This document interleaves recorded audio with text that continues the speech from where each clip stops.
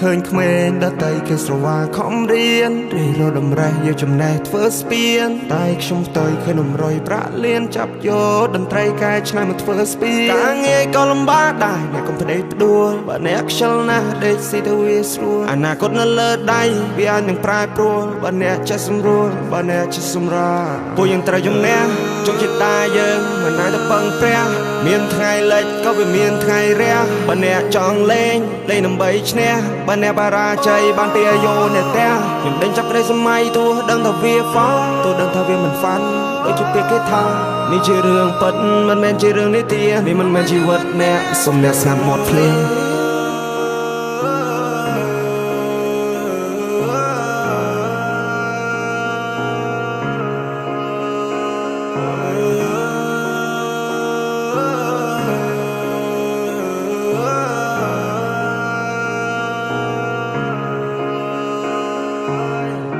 ទីកន្លែងដែលមិនធ្លាប់មកត្រូវផ្ដើមសារថ្មីក៏មិនតកសោកអោបមហិច្ឆតាតាំងពីផ្ទះមកសច្ចាខ្លួនអញបានដួលក្រោកចិត្តធំចេញក្រៅតែនៅមេក្តៅចង់ដើរផ្សងព្រេងក៏មកជីវិតបោកបៀមទុកយ៉ាងណាក៏នៅតែទ្រាំព្រោះចិត្តចង់រកលុយតាំងពីក្មេងទឹកភ្នែកស្រកចោះអាណិតខ្លួនឯង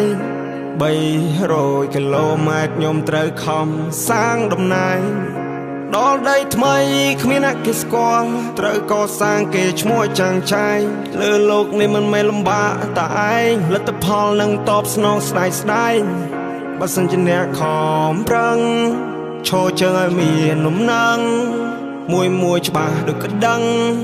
ភាពក្រលំបាកខ្ញុំហឹងជីវិតគ្មាន control អាល់យើងជាម្ចាស់កប៉ាល់ខ្ញុំប្រើសំឡេងវាយភ្លេងដូចជាអ្នកបដាល់គ្មានឧបសគ្គណាអាចធ្វើឲ្យខ្ញុំចាល់ជីវិតនេះខ្ញុំរលេងបលលេងដូចជាបាល់ខ្ញុំជាក្មេងម្នាក់ដែលខុសពីគេជួយចិត្តយកឧបករណ៍ភ្លេងយកមកលេងទោះអ្នកដទៃគេមើលមកខ្ញុំឃើញផ្សេង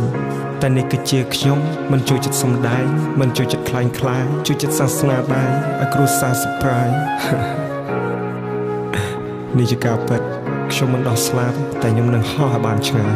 មានគេសើចមានគេយំព្រោះជីវិតខ្ញុំទុកនៅលើដៃរបស់ខ្ញុំជាអ្នកអមជើងរបស់ខ្ញុំចង់ដើរស្រេចតែខ្ញុំគ្រួសារគ្មានលុយដុំតែខ្ញុំអ្នកបង្កើតលុយដោយខ្លួនឯងម៉ាក់ប៉ាខ្ញុំបង្រៀនកូនឲ្យប្រឹងប្រែងជីវិតខ្លួនឯងកុំពឹងលើអ្នកដទៃប្រយ័ត្នណាពាក្យសម្ដីនិយាយច្រើនវាគ្មានន័យខ្ញុំគឺជាក្មេងម្នាក់ដែលជួយចិត្តសម័យចង់គេស្គាល់ឈ្មោះទេពិសិដ្ឋតាមរយៈតន្ត្រីចង់ខ្លាចទៅជាកវីដែលមានសិទ្ធិសេរីភាពពេញលេញចង់ខ្លាចទៅជាមនុស្សដែលចងចាំមិនអាចដកចេញ No one supporting me and no one believing me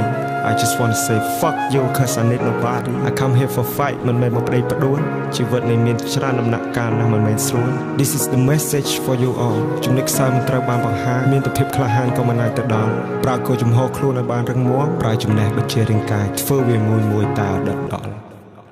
ឬអ្នកគិតថាខ្ញុំមិនអនាគតខ្ញុំជាអ្នកសម្រាប់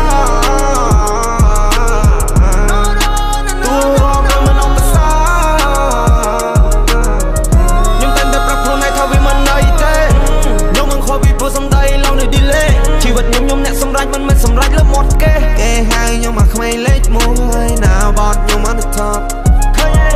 ពេលនេះខ្ញុំស៊ីដេកលេងព្រួយខ្ញុំចាប់បិទមាត់ពូននេះសោះណាធុញទ្រាន់នឹងជីវិតខ្ញុំធ្វើអ្វីមិនទាន់ស្គាល់ខ្ញុំពុកកមួន